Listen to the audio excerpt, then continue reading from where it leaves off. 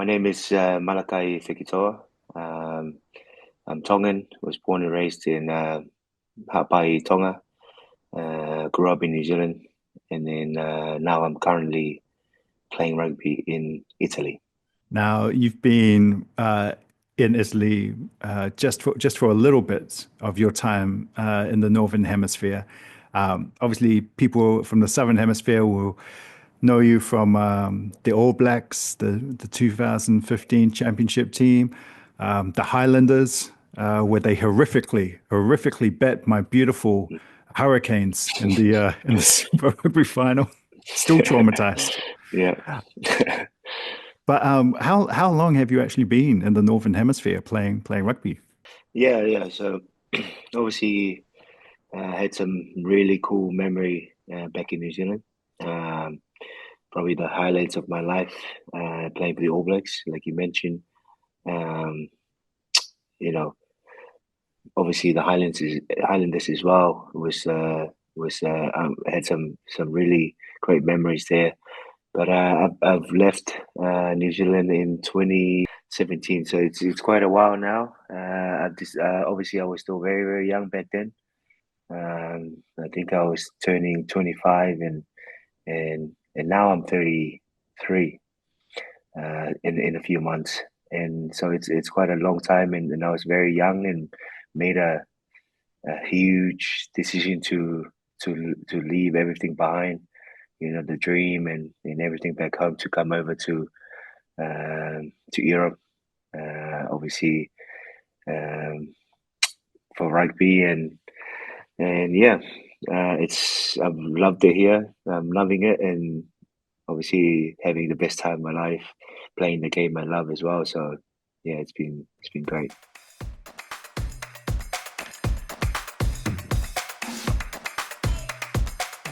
And you've played in France. You started off in France, and then for Wasps in England. You've played in Italy with not in Italy in Ireland with Munster, where you were champions a couple of years ago, and now Mm. you're in Italy. Has it been fun to move around the different parts of the European scene? Honestly, man, like it's what I gotta say with to anyone listening, or hear my story, is that you talk about moving. It's no matter who you are or how old you are, it's always gonna be very difficult. From when I first left New Zealand to Toulon in France, was for me, it was quite scary at first. The language barriers, the just you know being away from home, from what you're used to, leave everything behind, like your family, your friends, to start again. So for me, this probably the first 6 months of moving to the new place is probably the worst the worst time uh, of the move. And for me, moving to all these different clubs at first was always difficult. You're trying to learn, um, make new friends, learn the language. Even though you move from England to Ireland, but they obviously spoke in a different accent as well. So it takes you probably a month or two to understand everyone there as well. So what I gotta say is that it's not always fun, but I knew why I moved to those clubs, and I love the game so much as well, and I know why I'm playing the game. You know what I mean? So I had a purpose in that sense. I was very driven to keep playing the game at the highest level, and obviously all those clubs gave me an opportunity, so I was really keen. And after probably the first 6 months, that's when the fun start. You get to connect with the fans, the understand the culture. You get to see new places. You find, there's little things that make life easier, like, a coffee shop or a barber shop. You know what I mean? You make friends, but at first, man, like, moving clubs is not always fun. For me, I wouldn't say it's easy, but I love what I do, and whatever opportunity comes up, I take it with both hands and move. And I think probably the first couple is the worst. First move, like I left my first move from New Zealand to France, and then from France to England. But then after that, it was a little bit easier. The French, I covered the Rugby World Cup there, and the Olympics. They can be pretty unforgiving when it comes to speaking Mm, their language, but they also seem to be very big fans of both rugby and Pacific rugby players. That first move, even though you struggle with the language or very unfamiliar, did you find that the game helped you? mm. Yeah, yeah, 100%, man. Like, they are proud people. They want everyone, any foreign coming into their country to speak the language, understand their culture, and especially when I move into a smaller town. When you're away from Paris or a bigger city like Nice and more touristy places like Toulon is probably a couple hours, 3 hours from Nice or a couple hours. So it's in a really small town in the south. And smaller towns, no one really speak English. You know what I mean? So no one is out there to help you or anything like that. But um, going into obviously Toulon, it's a big club in Europe. You know, some big players have played for the club and they've been champions for uh, a few times with the likes of Manono and Fekitoa and Sunny Bill as well. Were all over there. So when I went in years later, and um, probably was quite a little bit easier for me. A lot of people helped out in a sense. They obviously were good because of the game. You know what I mean? Like they know I was playing for too long, so they gave me a pass. If I can't speak the language, and everyone helped out in that way. So um, yeah, I think if I just moved there for work or anything like that, it would be probably more difficult. But I think rugby uh, helped me a lot off the field as well. Did you just walk around town with your rugby jersey on, just sort of pointing it out when you ask for a coffee? Just Yeah, it would have helped a lot more, but no, I'm not one of those guys.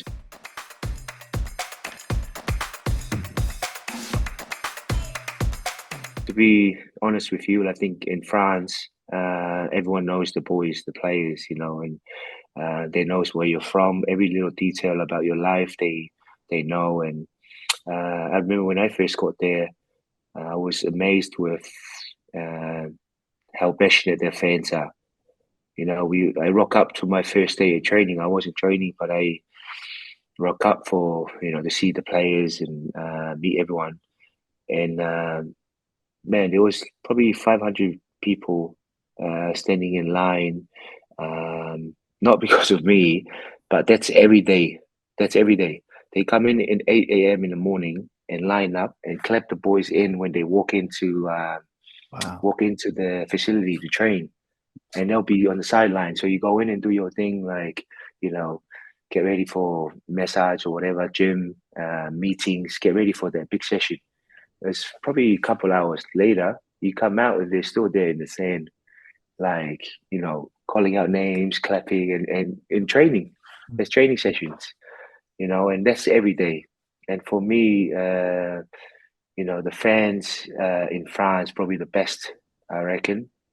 In terms of they're very passionate about the team, show up no matter what, and like it's good, probably good.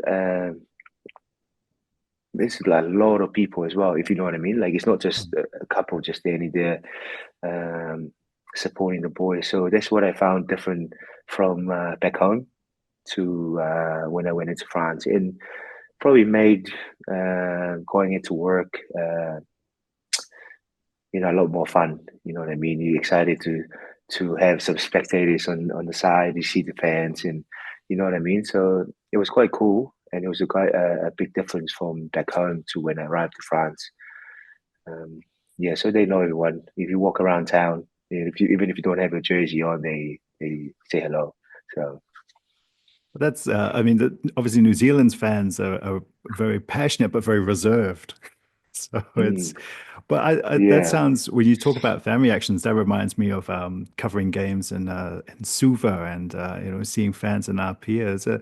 It's a bit of a Pacific flavor to that kind of expressive passion when it comes to supporting the players. Did you find Yeah, that for helped? sure, for sure.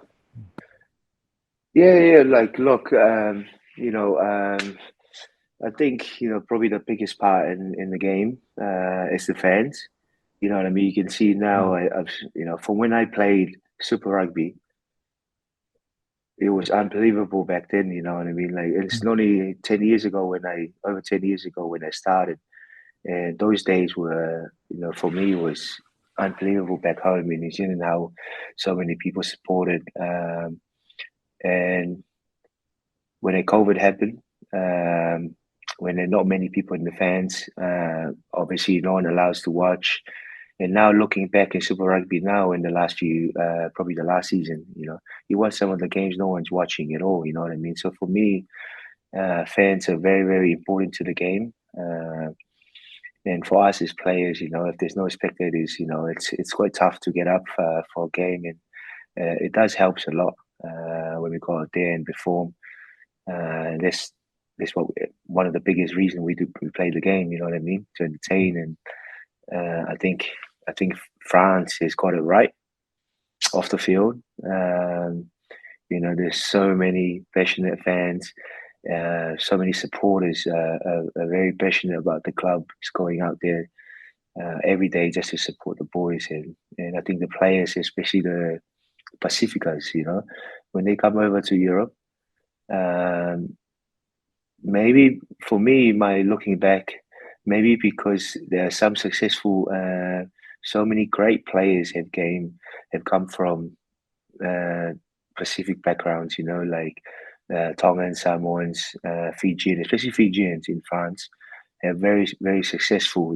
Played some unbelievable rugby in France, and now probably there's 3 or 4 Fijian in every team now, in every level. You know what I mean? So they're very successful in France, and they respect the Pacific people a lot more. And there's a community in every town now. So yeah, I think it's nowadays it's probably a little bit easier to come over as an islander to play over in Europe. You know what I mean? If you go to any town like here in Italy, let's say, we came in here for the first time, and someone messaged the Tonga fella. He's not far away from here, about 40 minutes.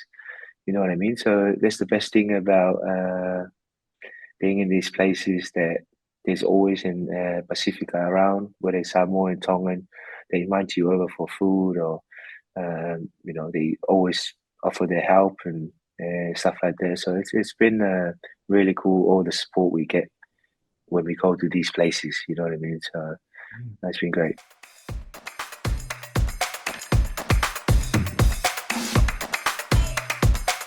I want to bring up, you mentioned the pandemic and, where you're from in Tonga. There's obviously this massive event that happened in the Mm, midst of all that with the volcano eruption. mm, And a lot of our listeners might not know because, it wasn't a big thing in terms of you set up a charity. And yeah. I'm just wondering if you could talk two things about one, setting that up and being able to do that for your community, and also about just being away and seeing that happen. And of course, with the Mm. pandemic and with playing, not being able to necessarily be there. Yeah, I was at the time I was in England in Leamington Spa. That's where we were based for WASP. Um, um, when it happened, obviously you saw in the news. Um, it was there was no obviously communication or anything like that through to Tonga at the time when it happened. I think it went on for probably 5 days or more than that. So it was that week. It was a very long time. I haven't heard from anyone, and um, at that time was probably the worst feeling, if you know what I mean. Not knowing, you know what I mean. It's not because it's probably a little bit easier if something happened, but because you're watching the news every day. not knowing what's going on because no one get even the news. Uh, weren't able to get any messages from Tonga at that time, for a few days. So it was quite scary, to be honest. At the time, I was with my partner, and we were there every day. I was probably not weren't keen to train that week as well because just more focused on trying to reach out to my mom and them. As majority of my family, my siblings are married with kids. They are still in Tonga, and yeah, it was quite tough. It was quite tough. It was scary, like I mentioned. So while we waited there, waiting for to hear from my family or to find out about what's going on, we were sitting a few days back home, and obviously my partner was like, "Look, I was panicking most days. You know what I mean? Like it was very difficult." And then she was just uh, supportive, very supportive at the time, and said, "Look, while we're waiting, we might as well start something and help out." And I said, "Look, we'll, uh, we'll set up a page, and while we're waiting and not knowing anything about what's going on, we can start asking for help or reach out to our rugby community or find out whoever can give out a hand to help out, in the meantime, because we know surely, it could be worse, whatever happens there, or it could be nothing, but at least we're doing something while sitting around at home. And that's what we decided to do, make the page. Um, and we put it out there, and I was shocked how the rugby community, you know what I mean, how big it is as well, how kind and very supportive they are. How much, if I can ask, how much did this is the Northern rugby community, this is the people you play with or know or have played against. Do you remember how much they managed to put together for? It was definitely over £80,000, £80,000, and this 100 and something New Zealand, 160, 60,000 New Zealand. So what I did with it, I transferred all to New Zealand through lawyers and a company to oversee. What they've done is that put containers, another different company, they package everything like first aid, food, rice, and all sorts of things obviously they needed at that time. And then we package all it up and then use all the money.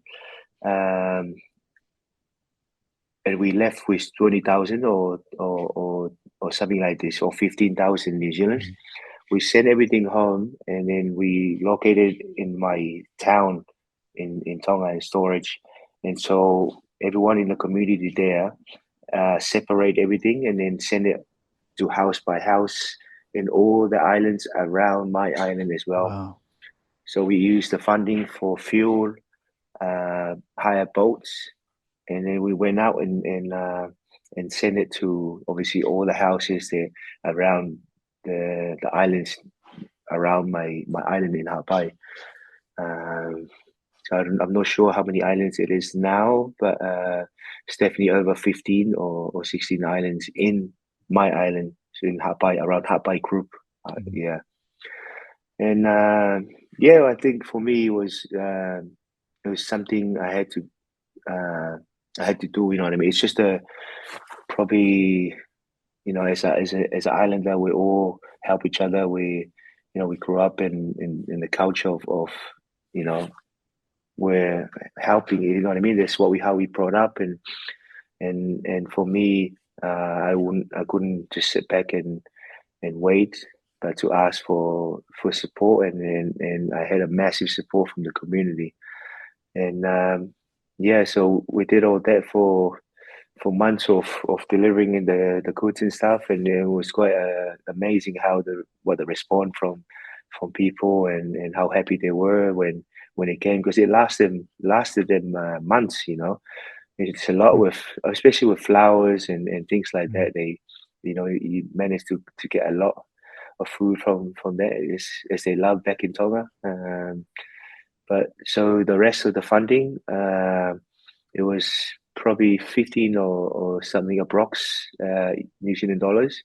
So I sent it to the hospital because it was too small to sort of make another container or whatever. It was the rest from after sorting out the lawyers or whatever, from sorting out all the payments and whatever. Like, so the rest we sent it to the hospital, and what they did with it usually to feed the patients. Yeah, so Mm. they transferred to the hospital in my island, and that's what they used the rest of the funding. So for me, probably one of the highlight of my playing career.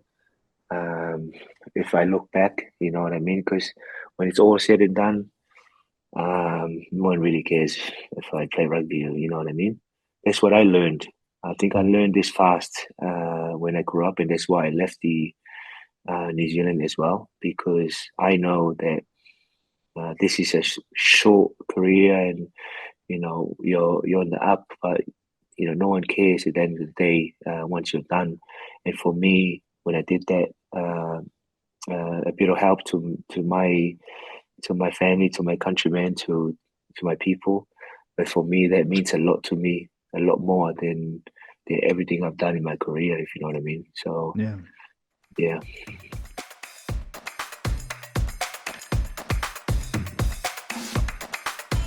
Well, let's finish up by talking quickly about this contract you're on now for your career. Very quick, it's 3 years with Benetton, uh, Yeah. and you'll be 35. So I've had 2 seasons now, one, and then Mm. now going on the second season. So I've got one more year, so I'll be 34. Look, I'm still healthy. I want to keep pushing. I love the game. I love the game so much. For me now, it's just all about playing as long as I can, so my kids can be proud of me. That's my new purpose now. I love seeing my girls at the stadium and calling out my name.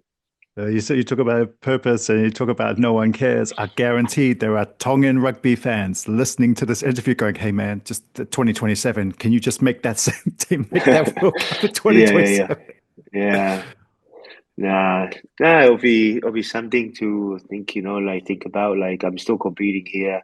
We can work out with the best. Some of the best in the Mm. world in this competition, and I'm still contributing a lot to Benetton, a lot. And they're happy.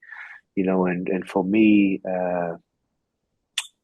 in this stage of my career, it's all about giving back as well. And I came into the right place in Italy, a club that needed support in the side of it, with experience, with my knowledge about the game. After being in so many big clubs in Europe and obviously back home, I've learned a lot about the game, and I just wanna. It feels good just to give back as well, like helping young kids and still performing, and that's what I love doing. So yeah, Finally, Six Nations is kicked off. How do you think Italy will do? yeah. Look, because obviously most of that team is our team. That's It's an why I thought Italian I team. that's So why I thought there's I'd like, ask. I'm yeah, yeah, yeah. So not it's gonna, I'm like not going to what, get you in 16 trouble, am I? players. Yeah, yeah, yeah.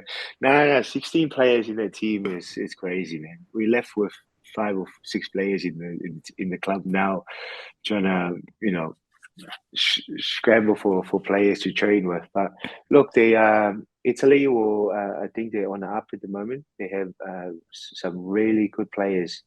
Um, Here we're doing well in our club, and I think it's been in the last 3 years we made quarterfinal, semi-final in the Challenge Cup, and now in the Champions Cup we're in the last 16.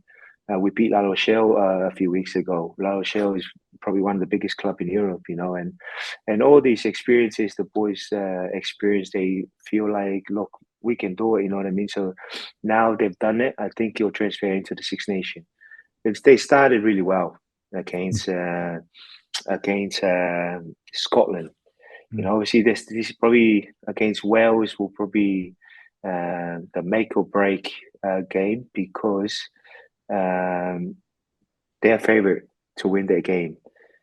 But obviously, what Wales have been going through, and if they beat them, it's a big. It's a lot to take. You know, thinking, look, we'll go back to square one now. You know what I mean? But I believe the boys will work it out for this game. I think we have the skill set, the physicality, and also the game knowledge. You know, I think there's the game rugby IQ. They're starting to understand the game now after being with them, and I hope they do really well. You know, take out Wales, and then take out England, and then they're on the up then. Yeah, so hopefully they do well. But I'm going France. I'm going France to win the championship. You know, I'm liking the back line and some of the big boys in the front row. So hopefully they do well. Awesome.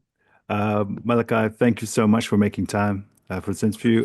All the best for the rest of your season, and hopefully, people will be able to watch you perform later on in the year. Thank you so much, mate.